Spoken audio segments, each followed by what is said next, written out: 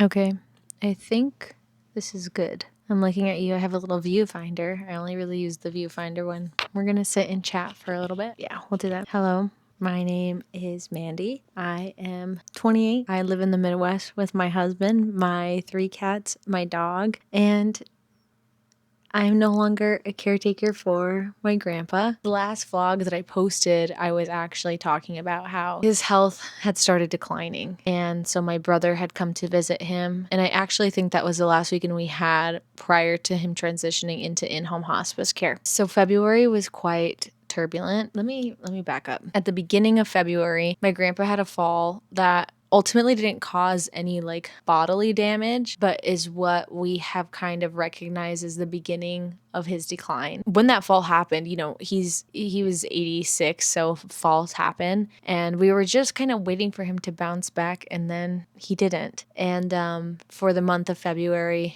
through the month of March, his health gradually declined. We did in home hospice for I think a total of 3 weeks before he had officially passed. Our life changed pretty dramatically in how we exist day to day and how we cared for him. We went from him being primarily independent to him needing our assistance with bathroom, eating, changing. We couldn't leave the house for prolonged periods of time like we could before.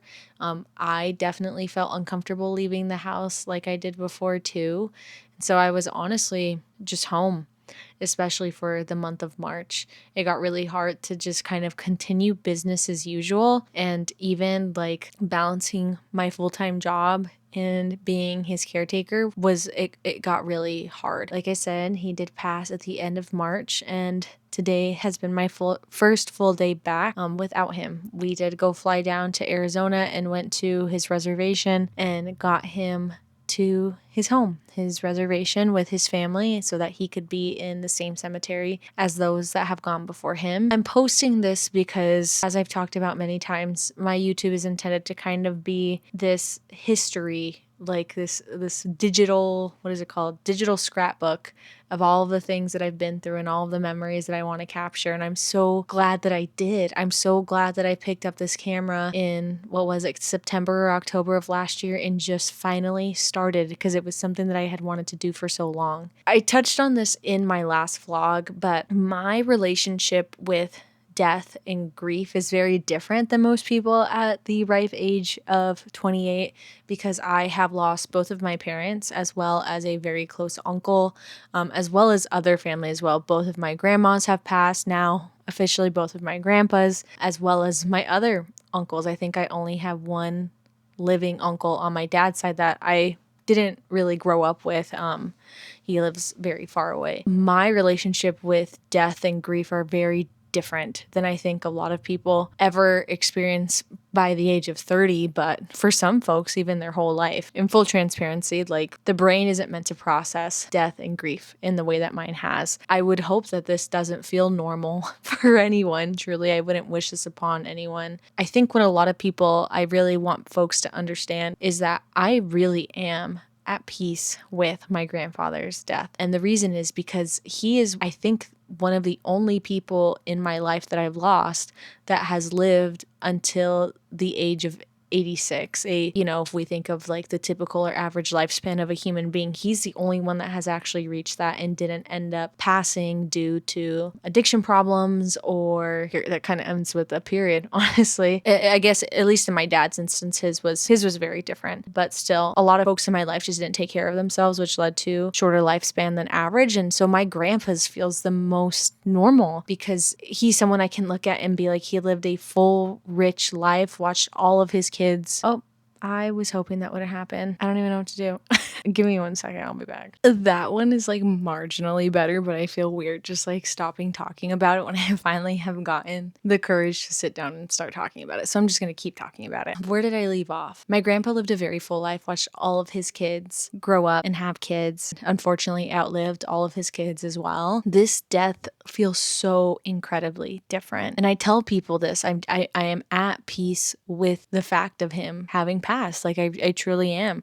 My only thing that I wanted to prioritize was getting him back to the reservation, and we were able to do that. The processing for anyone who has experienced multiple losses is different person to person. It is not the same. I think you could go through this 100 times and no grieving experience would be the same between any of the people, which is so weird, right? But for my grandpa, like, he was my first best friend.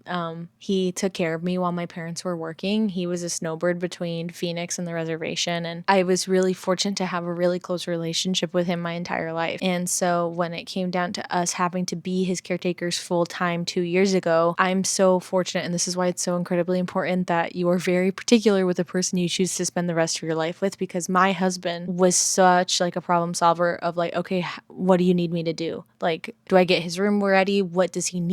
How do I make sure that when you guys walk into the door in our home that he is ready to live here and he is comfortable? And from April of 2024 until March of 2026, that's how we lived. And, you know, I'm just so grateful for that time. I took over care of my grandpa in 2020 when my mom passed away.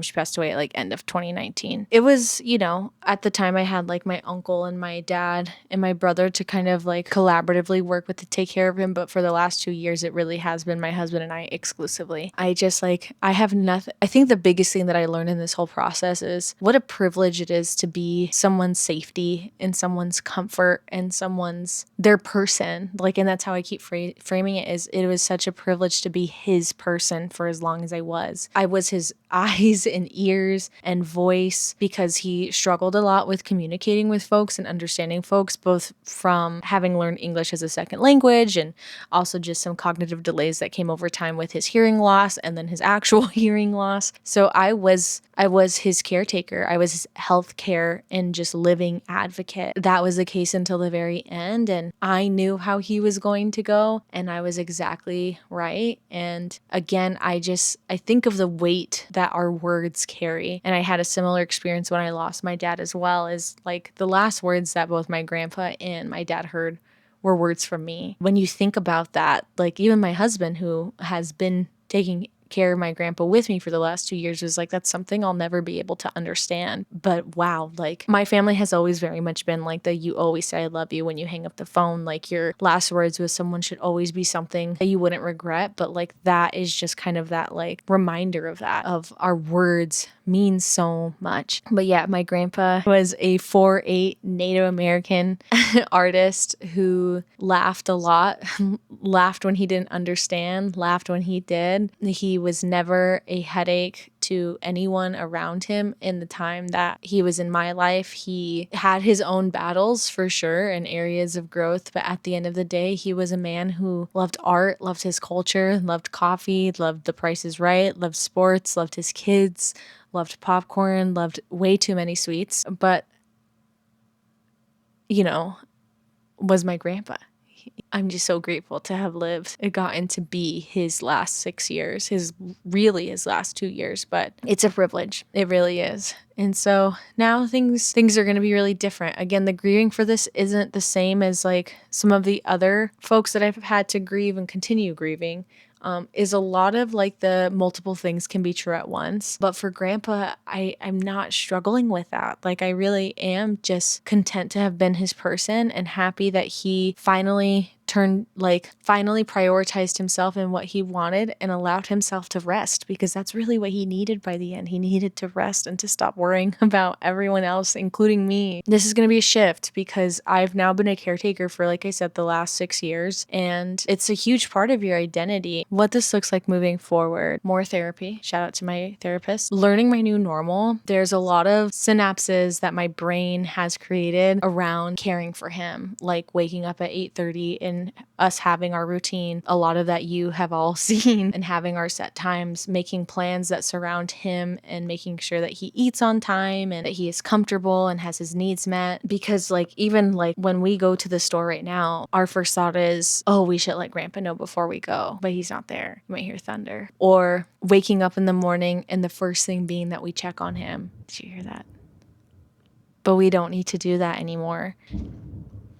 Oh, that one scared me. And so just figuring out what this new normal is. And I do want to be a parent. My husband and I do want to have kids, but I think for the first time in my life, we have an opportunity to really be selfish and do things that we haven't gotten the opportunity to do. My grandpa's funeral was the first time my husband and I traveled together in 2 years. And I talked about that in my New Year's resolutions video as well, kind of making sure that all of those bucket list items or places we want to go before we pour our care and love into a small human being, making sure that those things get done. And we have an opportunity to just turn into ourselves and shower ourselves with love and shower our relationship with love and attention. I felt like posting this video because, again, this is just like my very raw and real thoughts. Literally, I got off the plane from taking him back to Arizona at 8 o'clock last night, and here I am the next day. And so I'm gonna have this video nestled in before some vlogs that I have from, I think, March. I think I have a couple videos from March, but like I said, when I started having to kind of turn in and stay home a lot, content was not the priority. This is gonna kind of fit in there. And then I think we have some exciting videos coming up in the next couple months. We have some trips, we have some nice weather around the corner.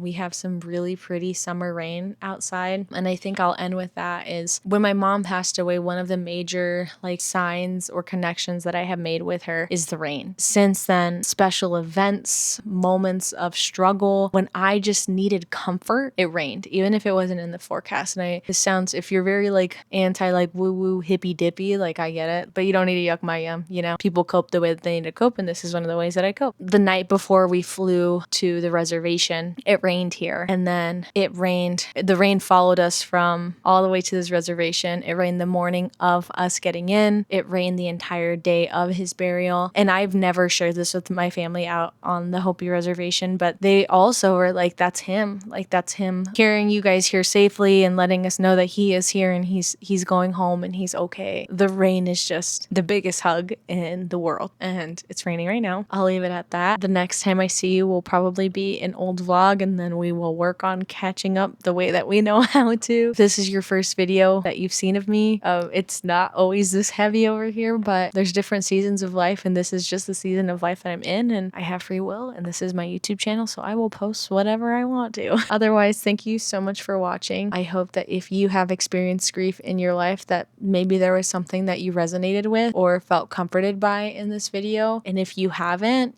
I hope that this is something that can maybe bring you comfort when you do have to experience it, because unfortunately, this experience is inevitable, especially when you are surrounded by people that you love. At some point comes loss. As much as we don't want that, it's just a way of life, right? Thanks for watching, but otherwise I will see you in the next one.